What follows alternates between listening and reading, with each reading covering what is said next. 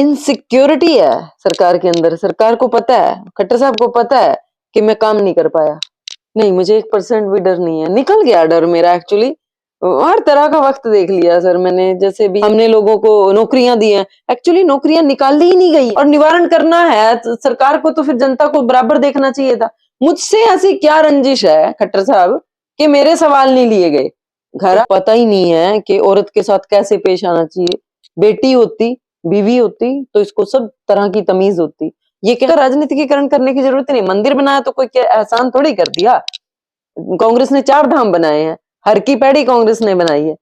Shrine board Vaishno Devi पे कांग्रेस ने बना। सीएम साहब आ रहे हैं तो 4 लोगों को सिर्फ पेंशन दी गई, उसका गुणगान कराने के लिए। ये काम होते हैं सीएम के। मैं आजाद बिल्कुल नहीं लड़ूंगी, मैं कांग्रेस की सेवा करूंगी, जो भी जीत के आएगा। बिल्कुल ड्रामा इंसल्ट करते हैं लोगों की, खड़ा कर करके बेइज्जती करते, 4 लोग उन पे हंसते हैं और खुद भी हंसते हैं। तहजीब इनको है नहीं है। तो ये इस चीज के तो मैं बिल्कुल खिलाफ हूँ। महिलाओं को तो सम्मान देना सीखो कम से कम। तुम्हारा उसका कोई हक नहीं बनता था इस तरह से मुझे घर से उठवाने का। और मेरे बच्चे हैं घर में, ये कोई तरीका नहीं है। आपको सोच समझ के धकेल के गाड़ी में डालने वाले पुलिस महिला कर्मी नहीं थी, मुझे मेल पुलिस कर्मी ने अंदर डाला। उन्होंने घेरा पाया, उन्होंने जबरदस्ती अंदर खींच के फेंका। गुजारिश है कि जो ये सर्वे सरकार ने कराया है, 3 बार खट्टर को हराया, तो प्लीज इसको सच साबित कर दोस्तों, आप देख रहे हैं जीवन क्रांति न्यूज से लाइव तस्वीरें। इस वक्त हम मौजूद हैं करनाल के अंदर कांग्रेस नेत्री रानी कंबोज जी के पास। आइए हम उनसे बातचीत करते हैं। नमस्कार जी कंबोज रानी जी। नमस्कार। आपका जीवन क्रांति पर स्वागत है। थैंक यू जी, क्या आपको लगता है कि भी राम मंदिर बनाने के साथ साथ राम के विचार का भी होना जरूरी है? सबसे पहले तो विचार का ही होना जरूरी है। राम जी तो बड़े सहनशील थे, ये तो बिल्कुल ही इनमें सहनशीलता की कोई नजर भी नहीं आता। 1 मिनट में अग्रेसिव होते हैं, छोड़ दो भारत, निकल जाओ, चले जाओ पाकिस्तान। इनमें आत्मसात करने की क्षमता ही नहीं है, अपनाने की क्षमता ही नहीं है, दुर्गुण दूर करने की क्षमता ही नहीं है। भगवान राम की तो सिर्फ बात भी ना करें ये लोग। ये तो राजनीतिकीकरण कर दिया इन्होंने। नितांत व्यक्तिगत जो होता है धर्म, जिसमें हम अपने भगवान से क्या बात कर रहे हैं, गुस्सा भी कर रहे हैं, प्यार भी कर रहे हैं, उलाना भी दे रहे हैं। तो कोई व्रत करके कहता है, कोई कुछ करके कहता है कि तुम मेरा काम हो जाए। वो तो परमात्मा तो नितांत व्यक्तिगत चीज है, उसका राजनीतिकीकरण करने की जरूरत नहीं। मंदिर बनाया तो कोई क्या एहसान थोड़ी कर दिया। कांग्रेस ने 4 धाम बनाए हैं, हर की पैड़ी कांग्रेस ने बनाई है। श्राइन बोर्ड वैष्णो देवी पे कांग्रेस ने बना के दिया। अब देखिए वहां डेवलपमेंट किस कदर हो चुकी है। जो पुराने गए थे वो देख लो और आज में देख लो। कांग्रेस ने आपको अमरनाथ की यात्रा खुलवा के दी। अरे हम तो, मेरा तो देश ही बड़ा पवित्र है, यहाँ तो कोई सरकार चल ही नहीं सकती धर्म के खिलाफ, हिम्मत ही नहीं है इतनी। तो आपने कोई एहसान नहीं किया हम पे। हमारे ही भगवान 33 करोड़ देवताओं में एक आपने भी एक मंदिर की स्थापना कर दी, तो कोई एहसान नहीं किया हम पे, बल्कि आप उसका राजनीतिक बेनिफिट ले रहे हो। तो मैं तो नहीं मानती कि कोई बहुत बड़ा काम इन्होंने कर दिया। करनाल के अंदर जो नेता हैं, तकरीबन आपका नाम दबंग नेत्री के रूप में लिया जाता है, ऐसा क्यों है? मैं क्लियर बोल देती हूँ। जो गलत है उसको गलत कहने का मादा रखती हूँ, और जो सही है उसके साथ मैं फिर मजबूती से खड़ी भी रही हूँ। ऐसा कभी नहीं हुआ कि मैंने किसी मुद्दे को राजनीतिक रूप से उठाया हो और वाहवाही ली और पर्चे छप गए, न्यूज़पेपर्स में खबर आ गई और फिर बस मुद्दा खत्म। मैंने उस मुद्दे को, जो जिस भी चीज को पकड़ा है, मैंने उसको कंप्लीट कराने के लिए पकड़ा, भले ही फिर मेरे को उस पर 4 बार प्रोटेस्ट करना पड़े। और कई बार ऐसा होता था कि वो फिर तीसरी चौथी बार छपता भी नहीं था। बेशक नहीं छपा हो, लेकिन मैंने मंजिल तक हर मुद्दे को लेके गई हूँ।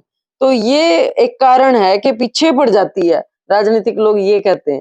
इसलिए वो शायद दबंग कहते हैं कि छोड़ती नहीं, जो काम करवाना है चाहे वो 1 बार में हो चाहे 4 बार में हो, उसको कंटिन्यू आप करते हैं। दर्शकों को ये बताइए कि फिलहाल आप किस पार्टी से जुड़े हो? अभी कांग्रेस पार्टी से हूँ। तो पद है आपके पास कोई? नहीं, फिलहाल कोई पद नहीं है मेरे पास। कार्यकर्ता हो आप? हाँ, मैं नेता हूँ, लीडर हूँ अपने, जी। महिला लीडर। 3 दिन पहले भी आप एक बैरिकेड पे चढ़े हुए थे, क्या आपको बिल्कुल भी डर नहीं है? नहीं, मुझे 1% भी डर नहीं है, निकल गया डर मेरा। एक्चुअली हर तरह का वक्त देख लिया सर मैंने। जैसे भी है, गरीब लोगों को देखा है मैंने जिंदगी रोजी रोटी के लिए लड़ते हुए, मध्यम वर्गीय आदमी को देखा है मैंने रोजगार से भिड़ते हुए, क्योंकि मध्यम वर्गीय आदमी रोटी का तो जुगाड़ कर ही लेता है, उससे उसके साथ साथ की जो जरूरतें हैं वो वहां पे जाके प्रभावित होता है, वो उससे नहीं जुटा पाता उनको बच्चों के लिए। और मैंने अपर क्लास को भी देखा है गरीबों का शोषण करते हुए, और अपर क्लास को तंग होते हुए भी देखा है। नाहक पुलिस के डंडे, नाहक जो है गवर्नमेंट की तरफ से उन पे अत्याचार, बेमतलब उनसे प्रोग्राम करवाने, बेमतलब उनको शामिल करना, उनके हिसाब की नीतियां ना बनाना, उनके व्यापार प्रभावित होते हुए मैं देख रही हूँ कि फिर भी सरकार को शर्म नहीं आती। व्यापारी वर्ग अलग से अपनी मांग पत्र रख रहा है, जबकि वो इतना व्यस्त है। उसको भी अगर आप इन चीजों में डालोगे तो उसका तो बहुत ज्यादा नुकसान होएगा। 3 दिन पहले जो आप बैरिकेड पे चढ़े हुए थे, उसके पीछे कारण क्या था भाई? जो वहाँ धरना दिया गया था या प्रदर्शन था, क्या कारण था? देखो करनाल में आप देख रहे होंगे आए दिन कभी कॉलेज में गोलियां चल जाती है, गवर्नमेंट कॉलेज में अभी पीछे सुना था आपने। फिर 12 सेक्टर में 2 धड़े आए, उन्होंने एक दूसरे को काट पीट के गिर दिया, है ना? तो क्या बिल्कुल डर नहीं है? सचिवालय के सामने ही वो लड़ाई हुई थी, और चेन स्नैचिंग, लोगों का घर फाड़ के चोरियां हो जाती हैं, और बड़ी आम सी घटनाएं हो रही हैं। और अब तो बीजेपी का जो पहले जिलाध्यक्ष रह चुके हैं, पूर्व जिलाध्यक्ष, उन्हीं पे हमला हुआ था, और बीच सड़क पे। मतलब ये तो सरेआम सीनाजोरी हो गई ना, कि कोई डरता ही नहीं। अगर मान लीजिए कोई पंगा भी था उनका, कोई चलो रंजिश भी थी, कुछ भी था, मुझे उस चीज से मतलब नहीं है। यानी अगर वो इस तरह से आके भिड़ रहे हैं तो यानी कि कानून में आस्था नहीं रही लोगों की, कानून सही रूप से नहीं चल रहा, ना आस्था रही ना डर रहा। तो ये किसकी कमी है? सरकार की कमी है। ऐसे कैसे बदले लेने लग गए लोग, आके मार जाए और जान लेने तक मारते रहो। वो तो गुड लक है कि आगे डॉक्टर्स परिवार अच्छा था, डॉक्टर्स की मदद से वो आईसीयू में हैं, और होप सो वो बहुत जल्दी ठीक हो अगर जाएंगे। बात की जाए करनाल की, तो पूरे हरियाणा के बुरे हालात हैं। पूरे हरियाणा आपको के लगता नहीं कि सरकार कानून व्यवस्था को बनाने में पूरी तरह से नाकाम रही है? बिल्कुल नाकाम रही है। कानून व्यवस्था तो कहीं स्थापित ही नहीं हो पाई, और करप्शन नहीं रोक पाया। आप देख लीजिए, अब सच्ची एफआईआर भी दर्ज नहीं होती। मतलब अगर आप पूरे प्रूफ लेके बैठ जाओ तो कोई नहीं पूछता, नकार दिया जाता है। और एक शर्म की बात तो ये है कि मैं पूरे करनाल को बताना चाहूंगी कि सिविल लाइन थाना में सिर्फ 11 एम्प्लॉय है, थाने में 11 एम्प्लॉय सर। रूल के अकॉर्डिंग देखा जाए तो 238 लोगों पे एक पुलिसकर्मी चाहिए होता है। अब आप देख लीजिए 20-25 हजार वोट का ये एक वार्ड है, तो इसमें इसी का थाना है सिविल लाइन थाना, तो उसमें कितने एम्प्लॉय होने चाहिए?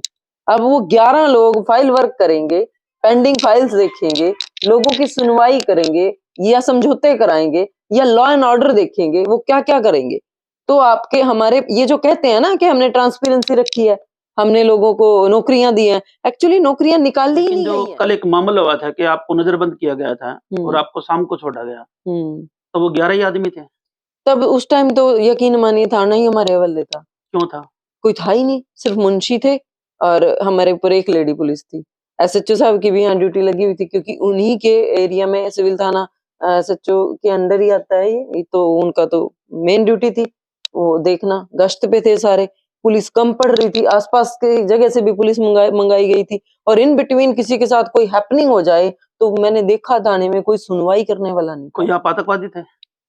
इन्होंने बना दिया, ऐसा पिक्चराइजेशन कर दिया कोई आप यहाँ कि पे असामाजिक गतिविधि कर रहे थे? नहीं, कुछ भी नहीं। ऐसा होता तो फिर कोई छोड़ आप के। इनसिक्योरिटी है सरकार के अंदर, सरकार को पता है, खट्टर साहब को पता है कि मैं काम नहीं कर पाया, तो और बताने वाले पढ़े लिखे हैं, बताने वाले जागरूक हैं, तो इनको वहां तक जाने ही ना दिया जाए। वो सरकार की जो ये वाली सरकार है, ये सुनना ही नहीं चाहती अपनी कमियां। आप देखिए नगर निगम में एम्प्लॉय इतने कम है, नाइट स्वीपिंग पूरे 1 साल से बंद है। मतलब कम से कम अभी भी नगर निगम में 1000 आदमियों की जरूरत है। अगर ये पूरे नगर निगम में कर्मचारी दे दें तो पूरा शहर चकाचक मिलेगा आपको। सरकार से सवाल पूछने का हमें संविधान अधिकार देता है, क्या हमें पूछना चाहिए? देखो लोकतंत्र है मेरे देश में, जो लोगों की ही सरकार है, लोगों के ही लिए है, लोगों के ही द्वारा है। तो मेरा तो पहला फर्ज बनता है, मेरा तो पहला काम है ये, मेरे मैं तो जब मर्जी बात कर सकती हूँ, और ये हक ही नहीं बनता सीएम का। वो मेरे एरिया में आ रहा है, मेरा मेहमान था वो, ना मैं यहाँ की निवासी हूँ, उसका कोई हक नहीं बनता था इस तरह से मुझे घर से उठवाने का। और मेरे बच्चे हैं घर में, ये कोई तरीका नहीं है। आपको सोच समझ के कोई भी एक्शन लेना चाहिए।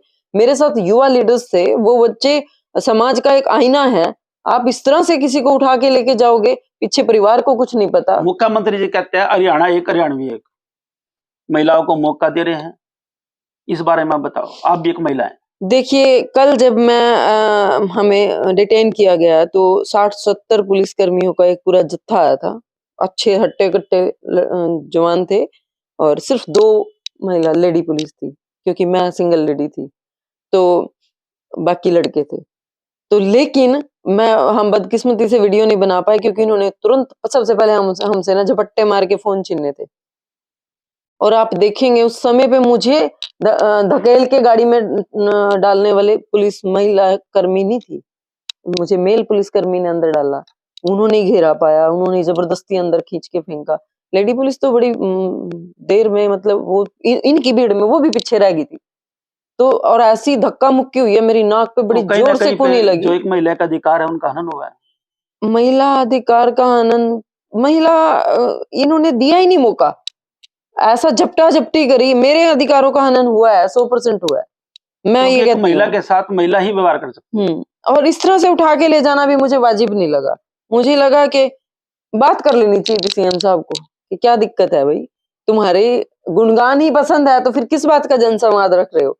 और मैंने देखा फिर बाद में वीडियो में कि इन्होंने सिर्फ 4 इतने बड़े वार्ड में से 4 सर्टिफिकेट बाँटे हैं, पेंशन बंदी है जिनकी। तो हम तो सवाल उठाते कि क्या 4 ही लोग हैं इतने बड़े वार्ड में? सीएम साहब आ रहे हैं तो 4 लोगों को सिर्फ पेंशन दी गई, उसका गुणगान कराने के लिए। ये काम होते हैं सीएम के। 4 लोगों पे सीएम आ जाता है। ये कोई बड़ा तुम शहर को बहुत बड़ी सौगात देके चले गए, वार्ड को कोई सौगात क्या अनाउंसमेंट करके गए? जनसंवाद में क्या देके गए? वोट ही माँगते नज़र अगर आए मुझे तो। जनसंवाद की बात करी जाए तो आज से पहले हरियाणा में ऐसे काफ़ी केस हो चुके हैं, जहाँ पे एक महिला ने दुपट्टा पैरों में रख दिया था हुँ, और एक ने जब रोजगार की बात की तो सीएम साहब ने बोल दिया था कि भई हम आपको चंद्रयान 2 में लेके जाएँगे। हुँ। विचारधारा है। जिसके घर और दहलीज़ नहीं होती ना, ये कहावत है, उसको दहली की हैसियत नहीं पता होती। उसको पता ही नहीं है कि औरत के साथ कैसे पेश आना चाहिए। बेटी होती, बीवी होती, तो इसको सब तरह की तमीज़ होती। ये कहना इनका बिल्कुल ही गंदा और भद्दा था। एक औरत का मज़ाक उड़ाना बहुत भद्दा है और वो भी सीएम द्वारा, एक राजा द्वारा। मैं कहूँ वो एक तरह से अपराधी हैं।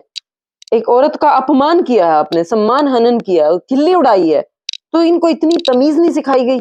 आपको तमीज़ भी नहीं है और आप बात करते हो दोबारा बनने की। आज अब करनाल में मॉडल टाउन में याचना कर रहे थे लोगों से, वोट माँग रहे थे एसपी और डीसी के चेहरों पे। एसपी और डीसी को खड़ा करके कि देखो ये मैं इनसे काम कराऊँगा, ये अभी भी काम कर रहे हैं। अपने में तो दम नहीं है ना, इतना दम है तो कर लेना एक रैली मॉडल टाउन में। क्यों जनसंवाद में अधिकारियों के ऊपर आके वोट माँगते हो? तो या तो फिर वोट ना माँगते, फिर ये कहते कि मैं सिर्फ जनसंवाद करने बाकी आया ये हूँ। कर्नाटक की जनता के लिए बड़े गर्व का विषय है कि एक महिला जो पदाधिकारी ना होकर के भी कार्यकर्ता होकर के भी दबंगगिरी के साथ कार्य कर रही है, उनको आपका सहयोग करना चाहिए। क्या लगता है आपको सहयोग करेगी कर्नाटक की जनता? जनता तो कर रही है, मेरा हौसला तभी बढ़ता है, मेरी पब्लिक बड़ा प्यार करती है। और देखो प्यार तो प्यार है, उसका आभार प्यार से ही चुकाया जा सकता है ना? तो मैं सिर्फ यही कर सकती हूँ कि वो मेरा आदर कर रहे हैं तो मैं उनके आदर में कोई कसर ना छोड़ूँ। उनकी ज़रूरतें हैं ये, तो मैं देखो 4 साल से पिछले 4 साल से मॉडल टाउन में फॉगिंग नहीं हुई है, मच्छर मारने की।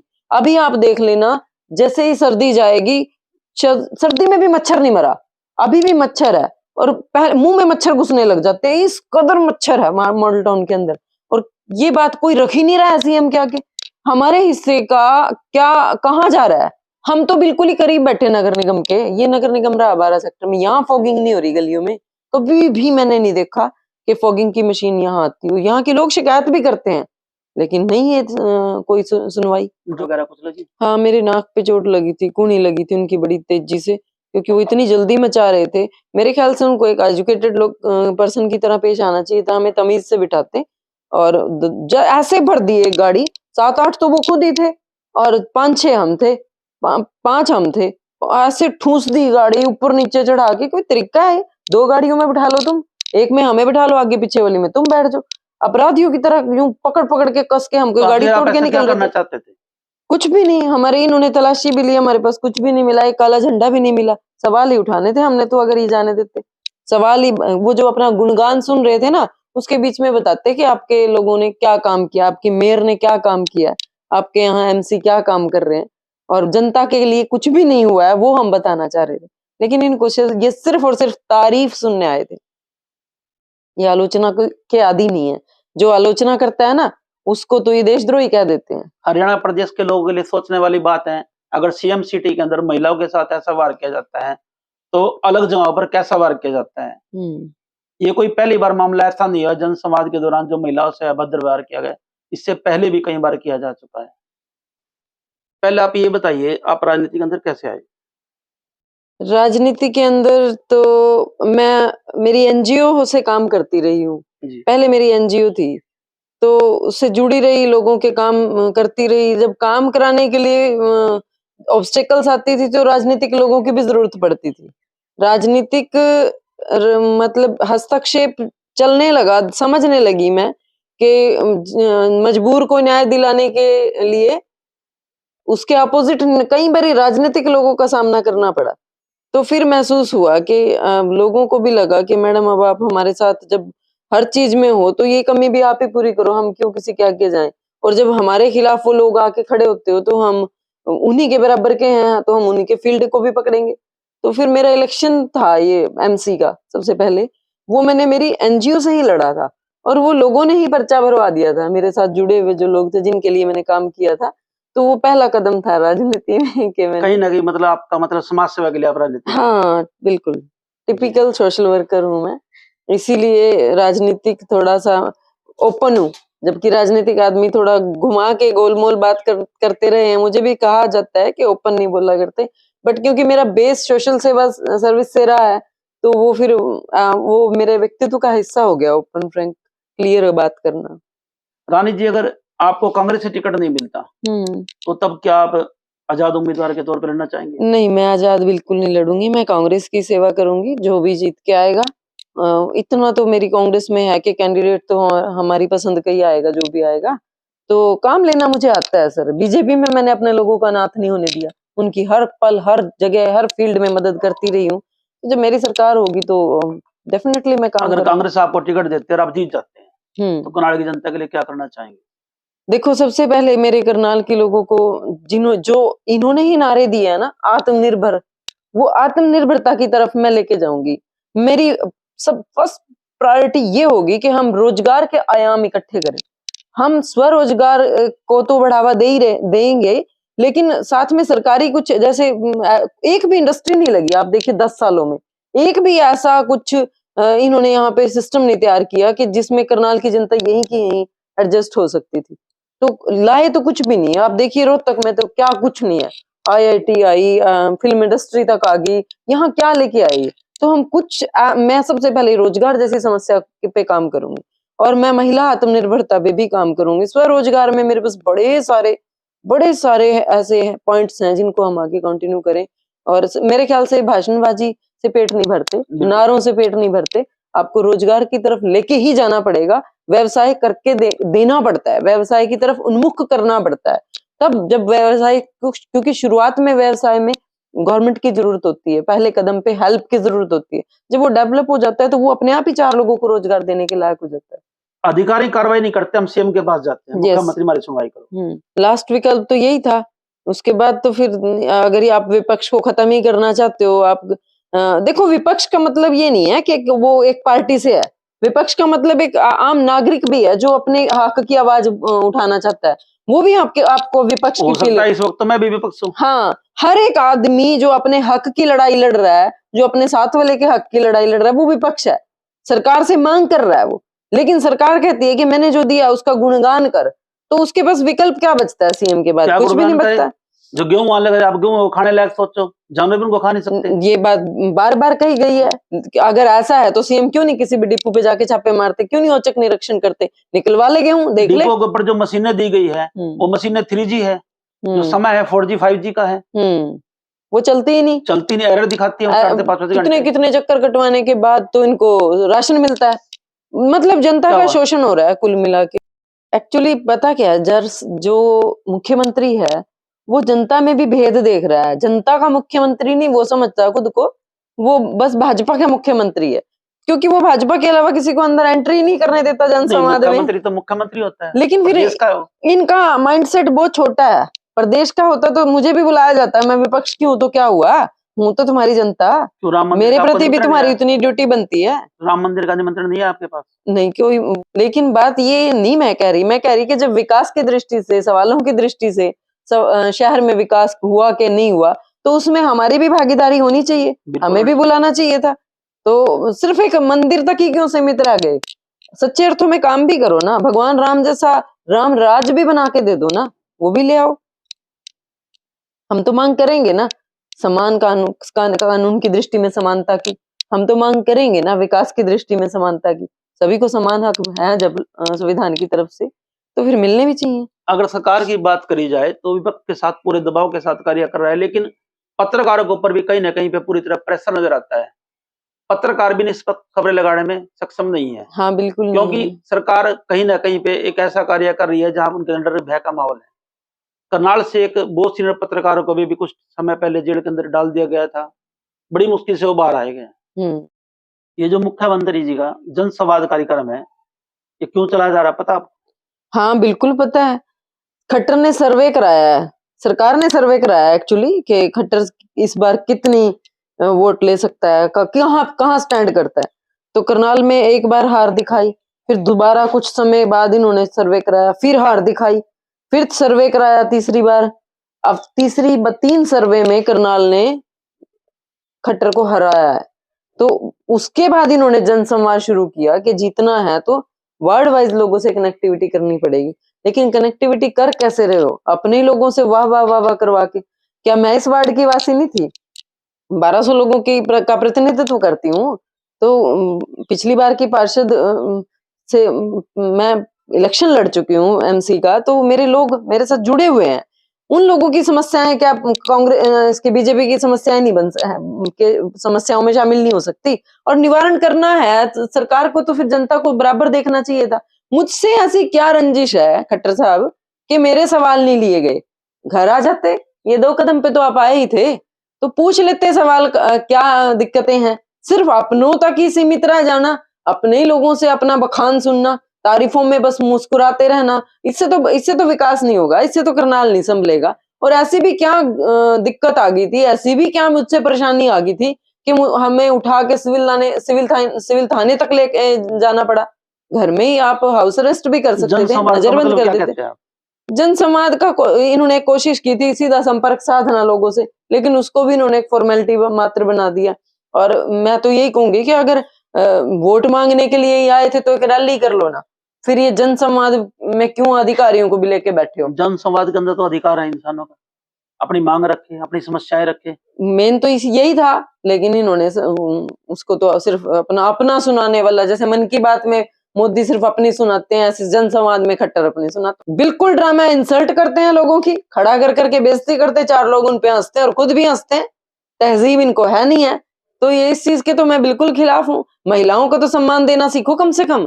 तुम्हारी नहीं है तो जो जिनकी है वो भी कहते हैं ना, एक बेटी सारे गांव की बेटी होती है। तो हम तो साझी होती हैं बेटियां तो तुम इस उम्र में तो पहुंच ही गए होगे, हम सब आपकी बेटियों के जैसे हैं। तो गलत किया, बिल्कुल गलत। सामना करना चाहिए सवालों का। इतना डर है तो कल इलेक्शन के लिए भी पर्चा ना भरे, मैं तो कहूँ कि आगे इलेक्शन भी ना लड़े। अगर जनता से डरते हैं, जो जनता के प्रतिनिधि कैसे बन सकते हो आप?